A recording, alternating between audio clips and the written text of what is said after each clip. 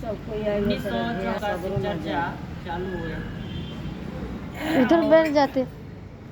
इधर 1974 से तो साहब ने माना था, साहब ने ही किया है सब। साहब कहते हैं वो तो जब 59 और 62 साल फोन आ रहा है भैया के, क्या करूं? जब से उनको शिव गुरु का पता नहीं किसका आभास नंबर। हो रहा है। पता नहीं लेकिन साहब ने हैं? उहे जनते मान कोई नहीं काम रहा। वाला के होते। साहब को भी यही लग रहा था जो तो भगवान है, गुरु कहाँ से हो सकता है। लेकिन कहते हैं फोन है उसके कर। अरे काटे नहीं यार, के को अभी काट। तो साहब ने कहा कि हम तो उनको भी नहीं जानते थे जो वो गुरु हैं। मुझे गुरु तो सभी रूप में गुरु पूजते हैं उनको, लेकिन अपना तो किसी ने नहीं बनाया है या नहीं कोई कह रहा है जो महादेव गुरु है। जगत गुरु है, आनंद है, परमानंद है, सत्यानंद है, औघरदानी है, महादानी है, शिवदानी है, कालों के काल महाकाल है, सब है। सब जाओ पूजा करने, उनको भगवान के रूप में जो मांगता है वो मिल जाता है। इनको जो उनको गुरु बनाया है, गुरु बनाने के बाद लोग हम आप क्या किए जब हम खुद ही गुरु बन जाते हैं। हम खुद ही गुरु बन गए या कहें कि नहीं महादेव की तो पूजा मैं करता हूँ तो गुरु तो मैं ही ना हूँ।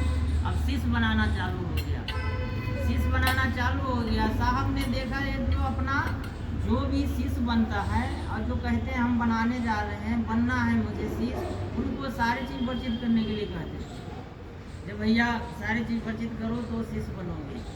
लेकिन हमारे साहब ने कालखंड में प्रथम एक ऐसा मानव जन्म लिया शिव अवतार में, जब उन्होंने शिव शिष्टा आरंभ और मोहम्मद मतलब शिव गुरु मोहम्मद रखने के और दोनों दीदी और भैया नीलम दीदी और हरिंदर भैया ने दोनों कार्य के अपना मन से किए।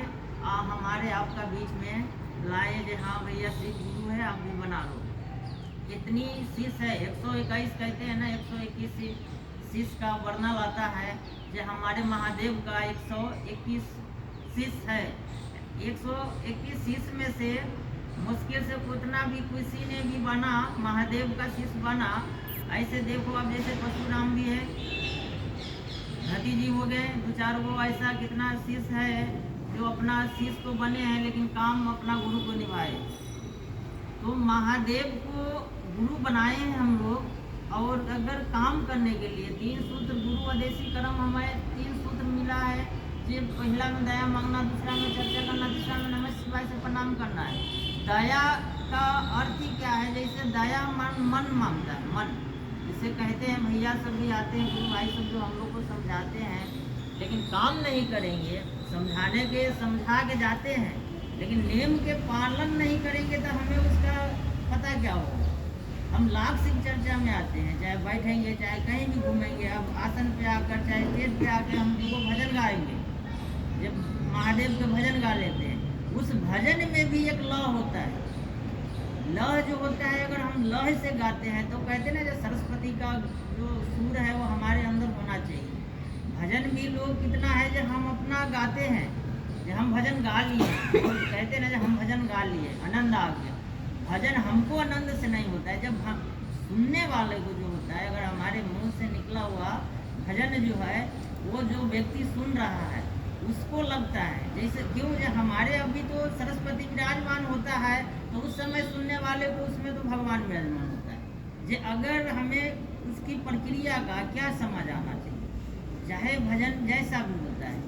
हम लोग को वातावरण में कहीं भी ऐसा नहीं है, जो सुनते हैं लोग अमल करते हैं, 2 मिनट 4 मिनट अमल कर लिए हैं, यहाँ से बाहर जाइए हो गया। दया ऐसा मांगिए, दया जो हमें लगे कि नहीं महादेव हमारा सुन रहा है।